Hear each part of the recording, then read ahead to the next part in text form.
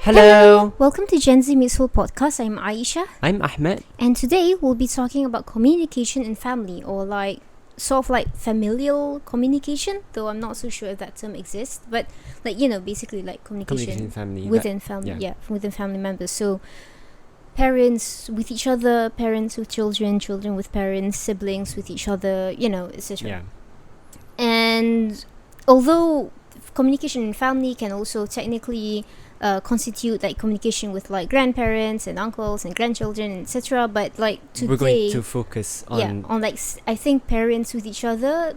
No, not parents with each other. We're not parents. We've never been parents. We can't talk about like we have observations which are like, parents, like in a relationship. If you're in a relationship, you should do like these kind of like communication, with like to like help with your parenting and stuff like that. But like we're not, parents. So we've never had that experience to be able to talk about it. So we can't speak about it. So but siblings with each other, I lost what was it I want to say, but basically, so like siblings with each other and the like children with parents, like that's like the focus today.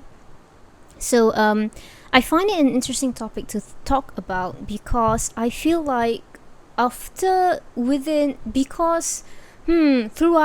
the pandemic, we often come across stories of like, I've always thought about it since before COVID happened and etc.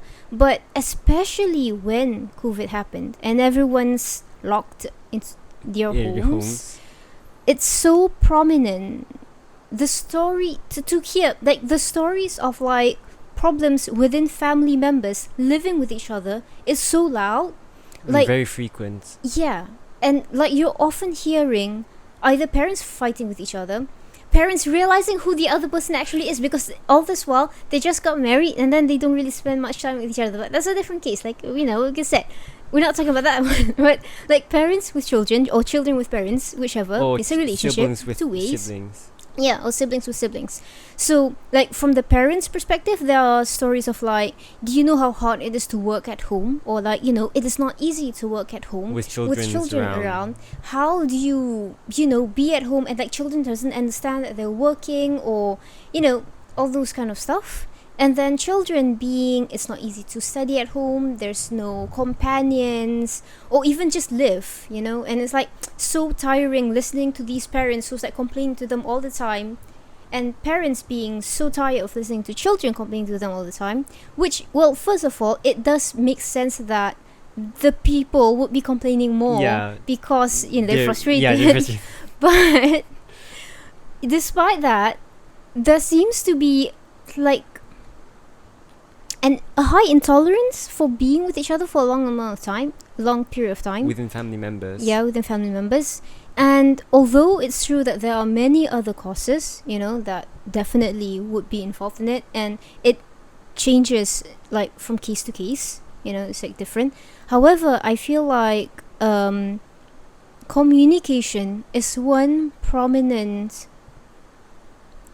recurring theme that it's like a recurring problem in between the many cases. So I actually do not really know how to like approach this topic in like a podcast manner, so I think we'll do it this way. We'll like kind of like give like some problems that we often kind of see and kind of like the issues we often see from it, and then what our parents we usually generally do that I think is the reason why we do not face that problem, or we faced it, but we managed to overcome it. Yeah, or we learn to understand why it is, and then thus we tolerate. Yeah, tolerate. So I think one of the problems, the most recent one that I read, that is like high in my head right now at the moment, was like, which is actually I think a common story.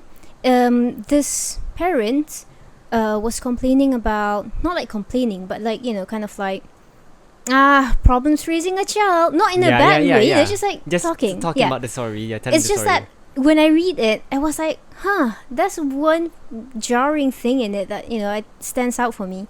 So in that story, this parent was talking about how they are trying to tell their child to lessen their amount of time on like computers and phones, on the internet, gadgets in general.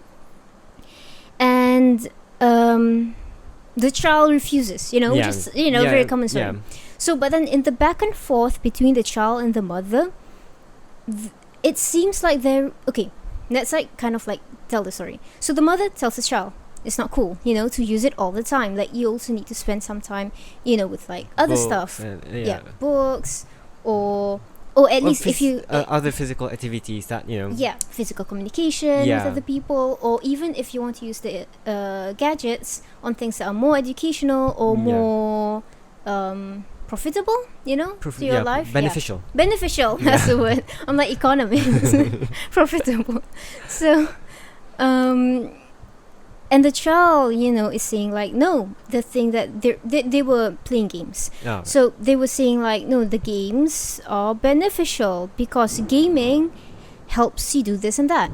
And then the parent is like, does it? Like you should perhaps, maybe, but it's like you can spend more time on stuff like this. I can't remember. Which also help you and can help you more than the games that help you, just a little bit. Most probably. I mean, there are some games that can really help you in certain skills. But then I am assuming that in that story, that game was not... The fact that she said it that way. Yeah. It was she, right? It's a mother. I can't remember. It's a parent. Alright. I can't remember. I just read it somewhere on social media. It's just that because it's a story that is commonly heard, so I'm like, okay, this is an interesting story that we can talk about.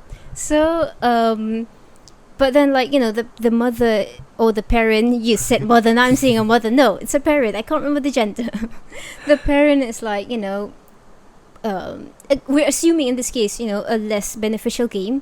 So the parents like, that way, and the child said that way, and that's like a back and forth in the communication. And then in the end, the last sort of like end story, like at the end of the conversation, the child is like a bit upset, with the whole thing, and saying something like, it is unfair that when they are using the phone or the computer, it is considered to be not worthwhile.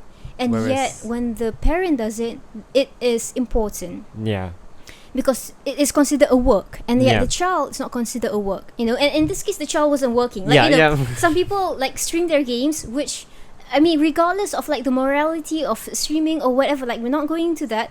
But then, this child was just playing the game. So, like, to clarify that. So, in this story, what was prominent... I feel like we took too much time explaining the story. But anyway, in this story, I feel like what is prominent in it is the lack of communication between the parent and the child, because there is a lack of understanding. It sounds like the parent doesn't exactly understand what the child is saying or bringing up when the child brought up their arguments. I can't remember the arguments for a fact, but then it sounded like that when I read it. And the child definitely does not understand what the parent is doing, or the parent's perspective, because of the way they think in general. What I mean is that because of the way they argue, you can see that they do not see the perspective of the parent, why the parent thinks that they should not be gaming. Like in the first place, it doesn't seem like they see why, and at the same time, it doesn't seem like they understand what their parent is doing because of their argument. And it's true that the child was small. Like I think early teens or slightly younger. I think in the story, I think early teens. I think something like that. Like 12, 11, somewhere there, 10, like double digit, young double digit. Right. So, but old enough. Or at least I assume old enough to understand, work. Yeah. Now, occupation is taught early, so... Yeah. Now, this one, I think, is very easy for us to talk about. Because I feel like when we were younger, there were lots of times. I mean, for me, a lot younger. For him, I don't think a lot younger. A lot of times when you're like upset when, our parents say like, you shouldn't be doing something or another. However, I feel like, at least for me, I'm not sure for you, but then every time when we complain about how our parents, say this and that, and we're like... Restrict us from doing certain things. I feel like we've always understood that they are coming from a good place. Like, their intentions, they mean well. And I think in the first place, a lot of times we do understand their standpoint. Their what? Standpoint. Yeah. So from there, in the first place, like, there won't be any questions. Yeah. Like maybe in certain cases we do not, but then even so, we know that they're trying to help. Yeah. So and sometimes we even know that what we're doing is not that beneficial, but then we're like, it's like kind of like life, like we need a break. Come on. But then sometimes we're like, we know it may not be the best thing to do, but it's still just a break. It has its benefits too, just perhaps not those benefits, but but we've always understood that they are well-meaning, even though we feel like they don't really know, maybe, but we know that they mean well. And so we've never, we have argued if they... I feel like I remember I can't remember me because it's been so long since I did something that, parents didn't allow us to do. But you definitely, I feel like sometimes you feel like you do argue in the sense of like, first of all, if someone else can do it, why can't you? But then second of all, like, why can't you just have this little bit of break? Yeah. But you've never argued about whether you should do this thing in the sense of like it is beneficial, or you just completely do not look at my standpoint. Like, we've always thought that they do not understand what we want, perhaps, but they know our standpoint. They understand what we mean. Yeah. They have always understood that the reason why we want to do these and that is because of this and that. They may not understand our emotion, like they may not feel that once, but they know it. Yeah. And I think that it's because of two things. One is that they've always put an effort to, at least, even if not to the amount that we want, perhaps, but they do put an effort to listen when, we say something. But also B,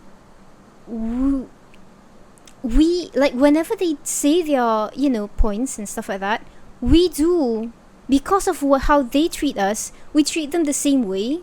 Because often children, you learn from examples and less like you do learn from like teaching, but then from example, that's a very going back to the role model episode.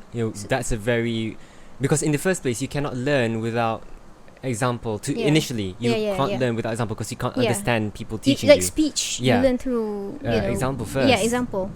You said you can't learn through example. Sorry, I meant to say you can't learn through teaching when like word initially. teaching. So when they show it, we do it back, copy and like, I feel like they've always shown how they want the best for us. Like, they don't just say it, but they show it. And sometimes to the extent where we're like, Ma, or like, Abba, calm down, we're fine. Like, yo, we're okay. Don't have to panic that way. But so that's like, one aspect where we understand where each other are coming from. Both we see where they are coming from and they see where we are coming from, because they have always put an effort to be, listening. And so, always be there for us. And like, by listening, okay, we'll go that next. First, I want to mention, then there's also the other aspect where the child doesn't understand what their parents are doing with their gadgets. They like, when I do it, it's playing, it's wasting time. When you do it, you're working, and it's like, important. We have never thought that, because we know exactly what our parents did for work since forever. Like, I mean, since I can grasp the concept of work. And when because that's like the example of work. What's a job? What's an occupation? The example that will be given is our father's job. So from there, I learned what our father did. Perhaps not to the detail, but I know that he uses computer to make like presentations and like analyze data and sort charts and stuff. So the thing that was prominent for me was because in that case, they didn't know. And then that reminded me of when we were younger. We were at school. I was at school, I'm sorry. When I was younger, I was at school. I was 8 or 9, I can't remember. The teacher, they were going to put me in this book of achievement thing, because I got some award. So they want to write like parents, occupation, so like the father works as this. I gave the description of what our parents' job was, like this, like this title, working in this position at this department of the office, at this branch of this company. And they're like, that's too complete. Are you sure? And then they told me to go back home and ask my parent what is their work job. And I'm like, what are you talking about? And then I'm remembering this story, and I'm remembering a few other stories similarly where people are confused by how much we know what our parents are working and doing. And like, I think our parents have always involved us in everything that they do whenever they can. Yes. Because like, whenever there's chance, they will always try to. So when our father was working, our father had the luxury of, then he was working at a high position in the office, so he had his own like office space. And not everyone have the luxury, but he did. And he often brought us, like after we went to school, we finished school, he'd either come and take us from school and bring to his office first while he finishes his work, or he'd send his secretary to bring to the office for him to later bring home. And then I thought that it was just convenient, like our father is so smart, he saves his time, like now he just does like, he just have to come, then like goes to the office, he can finish his work, very smart guy, kind of thing.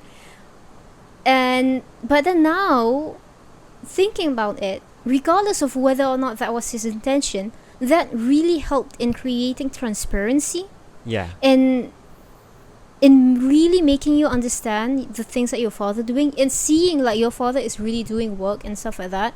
Like we'd go there in the office, see this whiteboard with all of these charts that we couldn't understand, but we tried to decipher, like me and our elder sister would try to decipher, and then we have a tiny space at the bottom where our father gives us markers. You can use this tiny space, but do not erase anything else. Or sometimes he'd say, here's a duster, erase the board, and we're like, oh yeah, we're doing work. We're working at this office. So we know what our father is doing. We know when he spends time on his computer, he's working, and we know the severity of the work.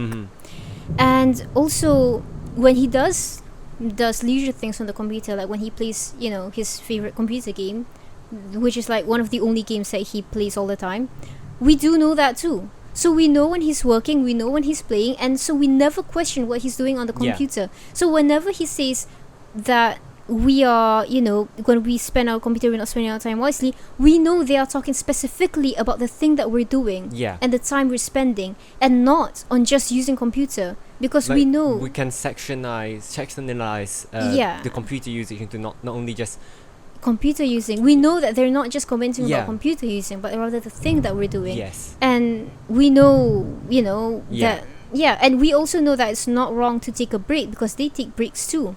It's just that you also know how they limit their breaks, how they limit their leisure time so that they can do beneficial things. Like you see them doing it, and they talk about it. And I feel like that just, it's sort of like you want to create, like they make us understand that we as a family is a unit, as a team, and we're working together. Whereas often in parent-child relationship, it is sort of like the parents and the child are in opposing teams, and they are tearing each other down. Like the parent is not understanding the child, oppressing the child. Like there's that gap in between. Like sort of like parents do not understand us. We as young people have different wants. And parents also think children do not understand them, because young people, they don't know, like they don't know what they know. And it goes back to like the whole, nowadays we have like the separation of generations, and so these generations do not understand this generation, this generation doesn't understand that one, and doesn't understand that one, and then they start calling each other names. I don't want to say names, I want to say calling each other derogatory terms, during each other. It's like, I just get so angry whenever I see them, because I'm like, why are you separating, unity? We could all be a part of one big thing. Everyone learns from each other. It's true that people who are older have experienced so much more experiences, and they in some ways know what you're going through because they went through it too, even though in different circumstances, and so you can really learn a thing or two from them. And it's also true that these people who are younger, because they're living in different circumstances, they learn some things that the elder people do not learn. And so you can just be a team, while respecting each other. I mean, take something perfectly. Recently our mother learned how to use her phone camera. Yeah. And she learned it from my sister. Although I feel like that's a very superficial example, but yes. No, yes, I mean, yes. So there's things that she learns from, and there's a lot more things that we learn from her. Yeah. So it's. Or even things like, for example, okay, for you that's a good example, but for me, here's a better example. Sometimes they learn, like our mother can learn something that we learn because with the circumstances, like because we live in an age where information is so easily accessible. Mm-hmm. There are things that we get to learn that she didn't get to learn because she didn't have that access to communication, Right, yeah. So when we learn them, we can teach them to her. It does, just because she's older, it doesn't mean like she's more well versed in certain fields, because our circumstances allow us to know more about them. However, at the same time, you should also understand that they, even if they are less well versed in certain in that field, they may have real life experiences which helps them see a point you may not see, and that feel you are more well versed. And kind of like working as a team, Yeah. Working as a team in general.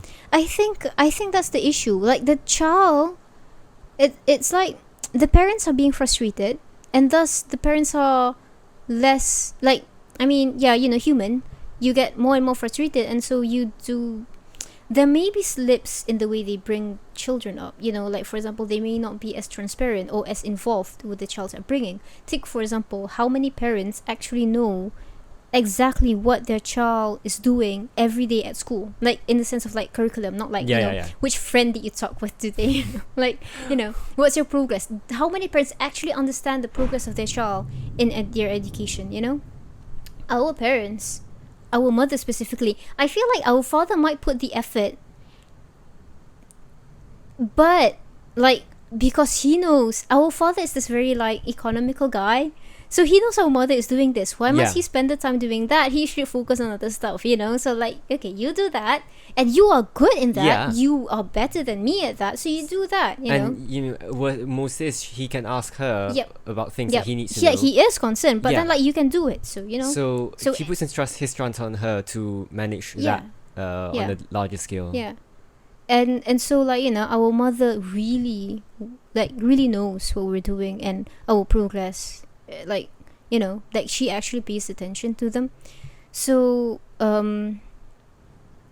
experience that action helps parents really know where their children is at, in life in general, and if they have problems, what are the problems, and B, it helps children really see that their parents are a team with them. And to add another thing, our parents are like have like very good relationships with the teachers and the principals and such. When we went to school, before they went to school. Yeah, before when I went to school and our elder sister went to school and the other sister went to school and he never went to school. Yeah, my sisters basically. Before we homeschooled. Yeah. So they had our parents had like very good relationship with the teachers and such, so they can always. First of all, our parents can call them. Yeah. Second of all, the teachers can call our parents. So they can like really like if the teachers see that we are having a problem at with school, certain things, they can ask our parents, this something bad happened or something, like is it something else that's affecting their studies? And the parents, if they're seeing like you're not doing that well at school, can ask the teachers, is there something not so cool happening at school? Yeah. And it helps the parents understand the children better, and thus help them communicate with the child better, like know where to bring and stuff like that. And then B, it helps the child really understand that. C, like, because I think for us, because of all those things, throughout the years we've been experiencing, we know that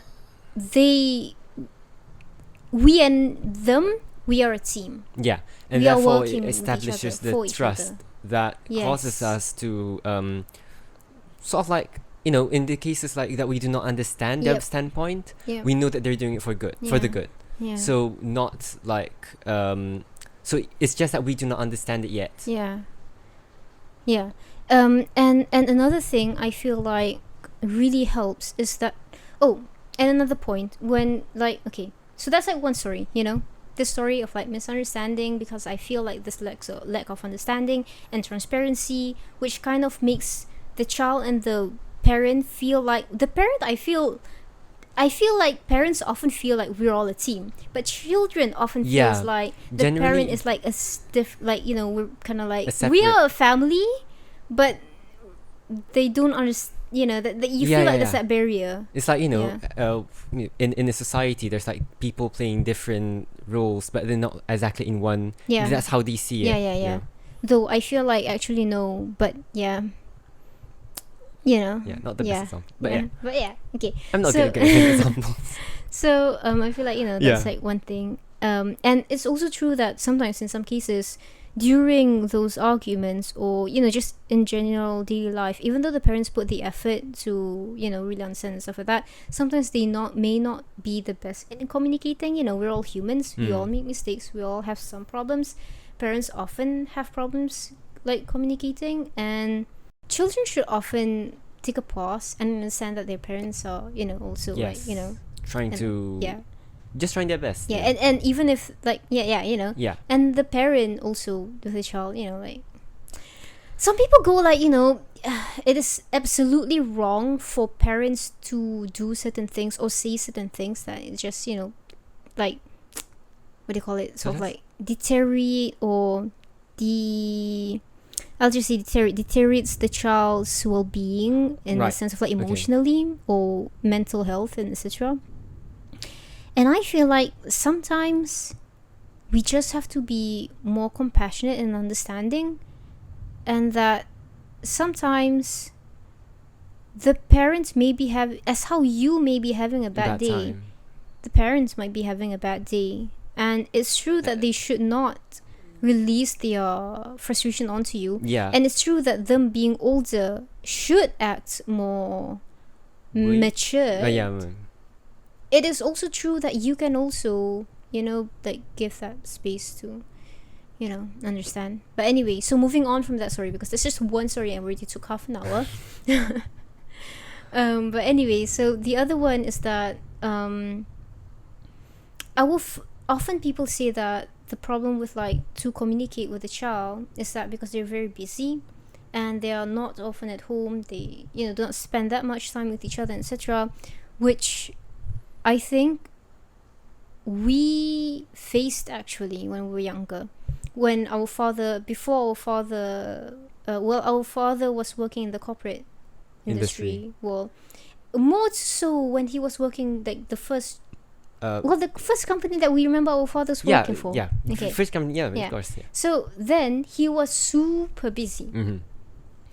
Oftentimes he would literally ship, like send me and our mother and our elder sister to the airport to send us off to our grandparents' hometown, like our hometown, to our grandparents, so that they can look after all of us while he's away for like weeks, like it's often. And then eventually, even if he's not going overseas kind of thing, he's often staying late at the office, like with his meeting and such. Like he would, when he brought us to his office, while he finishes his work, he would bring us home for dinner, then he'd go out again, for his meeting and such, and events and etc. And later on, so like that. So he's always super busy. However, he would always try to fit in the in-betweens. He would always try to find time to allow us to like spend time with each other. For example, he would not just take like sometimes he does if he couldn't afford the time to spend with us at his office, but then he wouldn't just simply tell his secretary to take us from the school to send straight home. Sometimes he does, like I said, when he couldn't. But oftentimes, he would tell the secretary to bring us to the office first. So that at least he can, spend that short time hour and with then him. send them home before he goes back to the office. So at least there's that time where you spend each other, even if you're not talking because he's doing his work. Like, you see him, you don't feel like that emptiness. And sometimes he would ask while he's working, like, he may not be listening really, but then he's like, how was school? And then he'd be typing on his computer, we're like, and he's like, and then he just asks something about some word that we said, and just he's a good communicator. Yes, that also helped. I think we're super lucky because both our parents and especially our father are brilliant communicators. Like our father is a sales guy, so he knows how to market stuff. Like there a lot of times he does understand, but then there are times that he doesn't understand what we're talking about, but he can talk and ask more questions about it as if he understands. And we're like, as children, we're like, we're very happy because he does engage he does engage actively in the conversation. I mean, when he has the time, he definitely does. Like at that time he's working. He's already kind of putting the effort there. So so when our father, so one is that he always fit in times, and then whenever he has a break, whenever he has a free time, he would really try to spend the time with us, or like either like spend time at home or bring us out. When we want to go to bed, he'd put us to bed. Like, he would always try to find time to fit in, for us, even though he's super busy. So like, he would put in the effort to be there. So that is something that really helps us. To be honest, for a long while, I didn't even realize that he is a super busy kind of father who is not often at home until I was so much older. And then our mother was like, he was busy. What are you talking about? And I'm like, was he? And I'm like thinking, no, he wasn't. I just realized, like, definitely after he passed away, that was only then did I realize, because analyzing, because I was younger then. So you were even younger. So it's like a bit harder. But that's the thing. Even though you were a lot younger, you remember him. Yes. Often children would not even remember them. I cannot. The thing is that I cannot. It's hard to remember the absence. It's remember the absence. It's hard to remember because there's always times like, he's always there telling me to do this. But there's always him at home. Yeah. I mean, I can remember the time I was playing with my sister and he wasn't at home. Yeah. But then that's like just a part of it. So it doesn't feel like he's not at home. Because you're always spending time with someone or another. Like, it's not like you're spending time with everyone all the time. So so it's like, even if he's not always available, he'd always like put the effort in being present. Like, he's present. He may not be there often, but when he is, he's present. And he does try to put in as much time as he can to be with us. I think it's also true that he also had the luxury of having kids who were not too rowdy, because otherwise you can't bring them to the office. Which is, back dear to parenting. Upbringing. However they brought us up, or maybe it's just in the genes that we're not super wild and rowdy, but I think we were quiet. I was quite rowdy when I was small. No, you were not. If you think that you're rowdy, no. Our elder sister and Anissa are very active children. Anissa may not be rowdy or loud, but she's very, very active. I always had the feeling that I was... You were not. You were a good child. What are you talking about? Anissa climbed up dresses and cupboards. And the gate, the grill. Yeah. And our elder sister is loud. You were not. I don't know where you get the illusion. You were a super good child. You may be the least active amongst us all. Yeah, least active. That's... I mean, rowdy. Where do you find the rowdy part of you? I feel like I do. Where? What? I don't know. I run around. How much do you run around? You're a child. Like every child runs around. Good point. It's just because I just never seen any other sibling run around, because I was everyone was already old by then, so I was the only one. Yeah, that means. I think I may not have been very. From the sound of it. Yeah. I don't. Yeah. I was like a very in her own head. Yes. Child. And so it's like, it's not so much of like the amount of time. Like, it's true that he does try to put as much amount of time, because it is true, it's important for you to have as much, time with each other. But it's also about the quality of the time. When you are with each other, you do actually are present and, with each other, and not, absent-mindedly. And like, often when people like want to have a break, like I remember our father like putting a lot of effort in making us involved with the things he finds as a break. And we are, like, for example, when he has hobbies, he'd make us like the hobbies too, even if we may not like it as much as he does. 100% enjoy it, 100% be into it. Yeah, but to a certain extent, because we've been in it since we were younger, we do appreciate it. Yes, it's true that each individual has their own interests that would not that cannot be changed, I think, but it can still somewhat be influenced, and you can still somewhat be influenced to at least learn to appreciate what the other person likes, so that when they are doing it, you don't feel as averse to spending that time with them, So, and it's also cool that, so that is that part. The other part that I thought that, so that's like, about the spending time with each other, the transparency, the understanding. Back to the whole understanding bit, I feel like our parents I do not want to say just our father, because I know our mother with you definitely do that. And I remember when our mother, when I was super young, it's just that I think our mother sometimes have a hard time understanding some of our interests, that she's like, where are you coming from? And just like, stop doing that, but she does put an effort. And sometimes she does have that time, like, it's just some of these things that these kids do. So like, she gives us time. She may not be as involved in it, like put as much effort. Like, our father would really put an effort to be involved in it. Our mother couldn't put any effort to be involved in it, because she just don't understand. Like Brum, she always complains people like to watch Brum. Oh, the TV series. The TV series. Yeah. So, like, our father often puts an effort, even if it's something that doesn't interest him. Like, he puts an effort in it, Like, our mother, I think, for her, she feels like if she does put an effort, like, it would make things worse or something, Because, like, she just couldn't grasp it. So, but anyway, so things like, for example, when we were younger, when we were at school, I was at school, with subjects that interest me, she would put in an effort to help me go into that subject that interests me, like, for example, math. But it's easy for her because, she also likes math. So, that one, I got lucky, But then, eventually, with you, you have your interest, like, say, for example, law. And it's also true, again, that she also has the interest in law. So, so with things that she's interested in, she definitely does. But, she does put an effort. Yeah, true. I mean, some people don't. So, some parents don't. Like, even in those situations, she does put an effort. Yeah. So, yeah.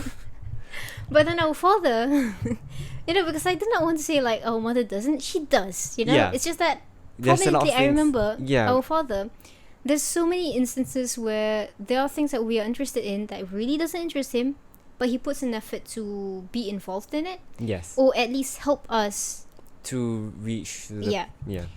Like, for example, with history, I am so interested in history, like, towards such a degree.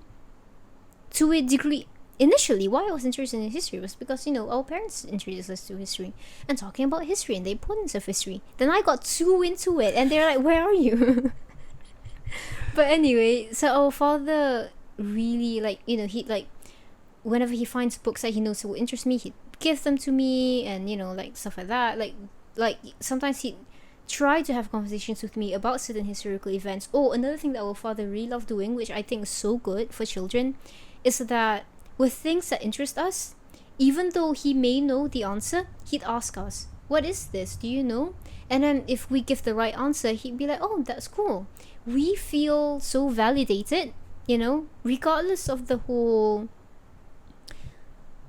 Like, he doesn't... we feel...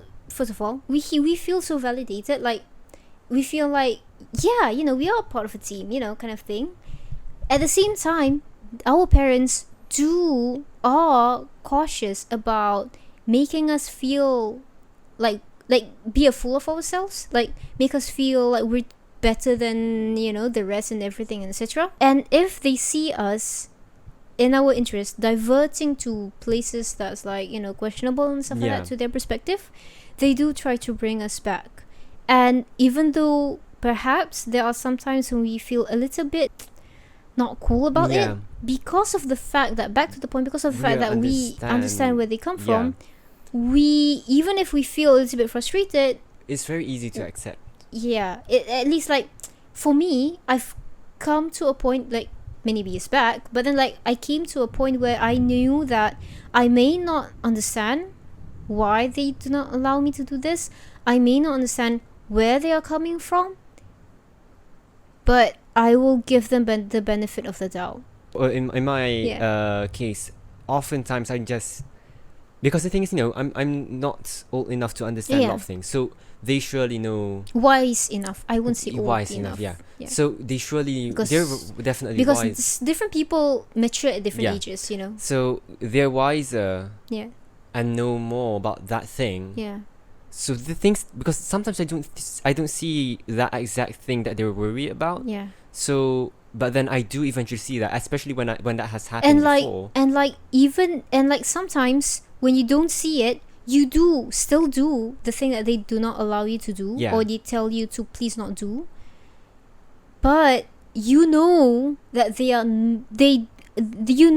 they believe that you shouldn't do it because of that reason. You don't think that they just do not want you to succeed, Yeah. That it. It's just that you may not see it, and you may not understand it, and you may still do it, but you do not question them. And I think that is also integral, because often we're talking about the parents and what the parents do. It's also important to see what the child does. And although it's true that what the child does also depends on the upbringing, it's also true that the way the parents bring you up also depends on how you react. And it's true that when you react, it's kind of like a circle. Yeah. It's true that the way you react initially stems out from how you learn, but it's also true that different people just have different temperaments and different nature, and you may not react the same way to the same thing, and it may no longer be because your parents act certain way that you react certain way. You just do.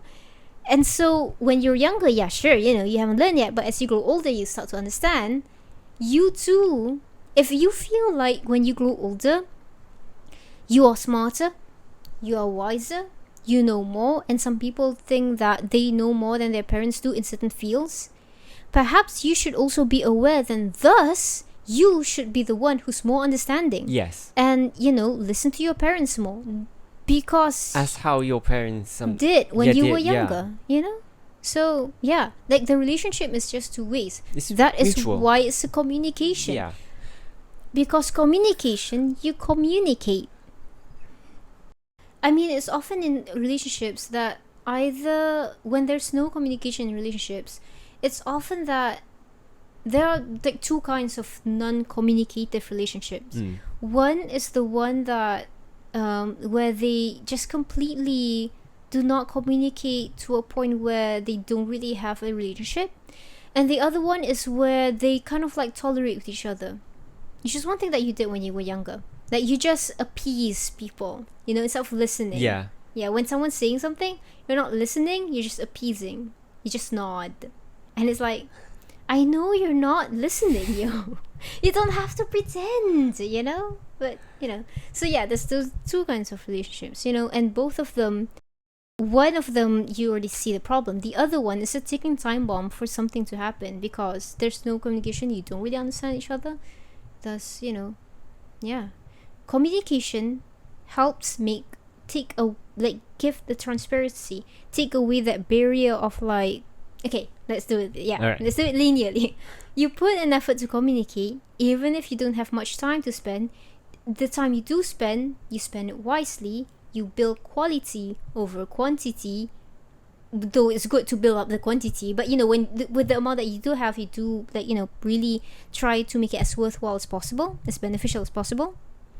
And thus, it means that you communicate as much as possible with them with a limited amount of time, and that builds understanding with each other, and thus creates a transparent relationship, which builds a cool family, healthy family. And it's also true that even though like being transparent, etc., there still is like personal boundaries, and thus you still need to respect each other.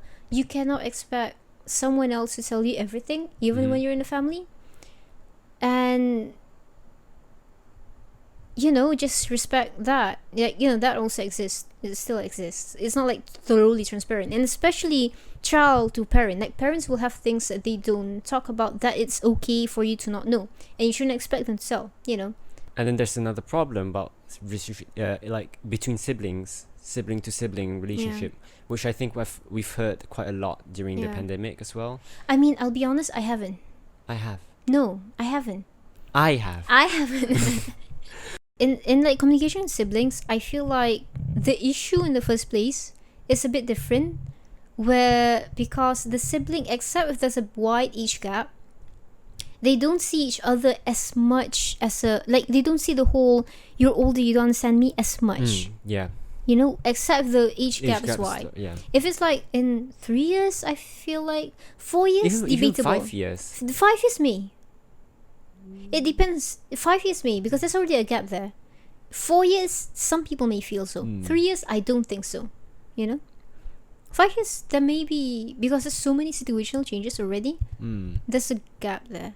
And oftentimes when we don't go to school, in 5 years, one child is spending more time at school than the other, and then when that younger child goes to school, that other child just spends 1 year, then they move on to the next stage of school, and then just when they're meeting each other again, they're going to university. So there's a lot of separation. So not just in the sense of like less time with each other, but the idea that person doesn't understand you because they're older or younger is easier to develop. It's easier for that feeling to cultivate it. To be cultivated. So, but the thing about siblings is that I can't talk much about it because, to be honest, I don't really understand what is the issue. I'll be honest. I mean, the thing is that the main reason why I know that, in my case, the main reason why I know that we tend to be like closer to each other compared to other siblings is because people say see it. But I don't really know that, like, because I know that there's an issue there, obviously. I know that comes from lack of communication. I know that it's because they don't spend as much time with each other because they are they spend more time at school with friends, which is not wrong. I'm not saying it's right or wrong, I'm not judging. I'm just saying that yes, less time spent with siblings and thus less communication because you just don't spend as much time. Not as much of misunderstanding, but you can't understand each other because you're spending as much time. And yes, in some ways it's a problem because you're not, that close to each other. And it's also true that because like siblings are a very integral part of the family, where that's like that unit that works together to help each other understand each other the best when there's an issue in the family. Like, you can't complain to your friends about your problem with your parents.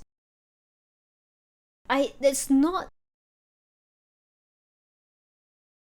because the other child, your friends, would not understand your parents well. It's impossible. If you feel like you don't understand your parents, your friends... definitely so. So you can only talk about problems you're having with your parents, with your siblings. And you can't. Because you don't... You're not that close with your siblings. Yeah, you don't even think of having communication, Or... So it kind of goes all the... Like... Or... Another one. Let me finish that first. Yeah. A parent, if they... Apparently... okay. Parents... If they see an issue, if they're having they're having an issue with their child, one of their child. I mean, if you have siblings, lucky you. If you're a sole child and you don't have this problem at all, also lucky you. But anyway, if the parent see like this one of their child, like either have an issue with their child or like see something about their child that they don't really understand. If you all have a good relationship in between siblings, they can ask the other sibling. And because the thing is that sometimes it's true, like back to that point where you feel like parents don't understand you sometimes because of such an age gap. Sometimes it may happen in the sense of, not in the sense of they don't understand like a little bit of that, don't really know where you're coming from kind of thing, you know? Sometimes that happens. The sibling who's closer in age and facing the same situation and stuff like that may be able to understand that, but can't, because that's not that communication doesn't happen. So yeah, that can happen, and thus that can be an issue that breaks the family, because it's very important for families to be strong, because families are the foundation of a society. Yes. And if families cripple, then how do you expect crimes to be solved? Any social problems? Any problems? Any problems stem from, I think, dysfunctional families. All of that stems from people, because it's people who are working those, and these people are in a society, and thus it's all, it all comes back to like the social problems, which comes back to dysfunctional families. I'm very sure families are the building blocks. It's like, when you learn like cells are the building blocks of a human, families are the building block of society. Which arguably individuals is the building block of families, and cells is the building block of families, individuals. So maybe cell is the building block of societies, but no, like family. So yeah, so like if you cripple, like when families are crippled, then the whole society cripples.